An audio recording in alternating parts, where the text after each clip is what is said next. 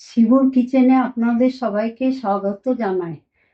আমি আজ আপনাদের কাছে একটি নতুন রেসিপি নিয়ে এসেছি, তাওয়া চিকেন তন্দুরি। আশা করি আপনাদের সবারই খুব ভালো লাগবে। তবে চলুন আমার রেসিপিটা আপনাদের দেখাই। একটা ফ্রাই প্যানের মধ্যে আমি 1 চামচ জিরে গুঁড়ো, 1 চামচ ধনে গুঁড়ো, 3টে শুকনো লঙ্কা দিয়ে ওটা একটু নেড়ে রাখলাম। এখানে 1/2 কিলোর মতন চিকেন আছে। ওর মধ্যে আমি একটু লেবু চিপে 15 মিনিটের মতন ম্যারিনেট করে রাখতে হবে। আদা কুচি দিলাম, রসুন বাটা দিলাম 1 চামচ, গোলমরিচের গুঁড়ো দিলাম 1 চামচ, পেঁয়াজ বাটা দিলাম 2 চামচের মতন দিয়ে ওর মধ্যে আমি সেই ভেজে রেখেছিলাম ধনে গুঁড়ো, জিরে আর শুকনো লঙ্কা, ওই গুঁড়োটা দিলাম। 2 চামচ দই দিলাম।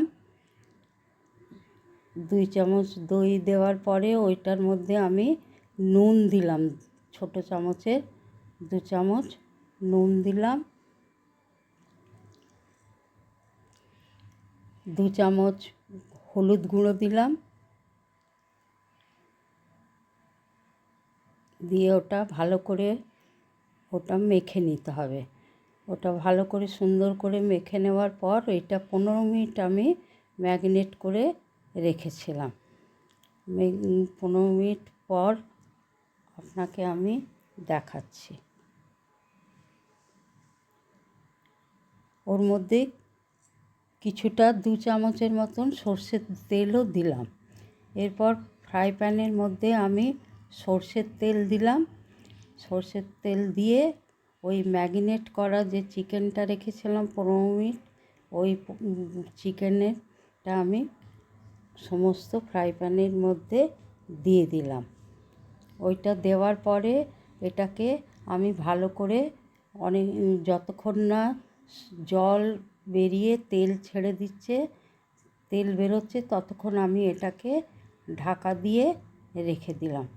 প্রায় 10 মিনিট 15 মিনিট পর এটা খুলে আমি দেখাচ্ছি আপনাদের কেমন হয়। 15 মিনিট পর আমার চিকেনটা ঠিক এরকম হয়েছে, তেল ছেড়ে দিয়েছে, মাখা মাখা হয়ে গেছে। দিয়ে ওটা পাশে রেখে আমি আরেকটা ফ্রাই প্যান বসালাম। ওইটার মধ্যে 2 চামচের মতন মাখন দিলাম।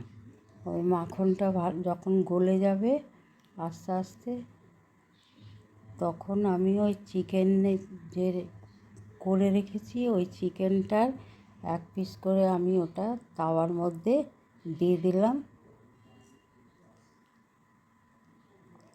এটা মাখন দিয়ে একটু ভাজা ভাজা হবে। এর মধ্যে আপনাকে একটু সয়া সস দিতে হবে, কিন্তু আমার সয়া সস ছিল না। আমি একটু টমেটো সস দিয়ে ওটাকে একটু ভাজতে হবে।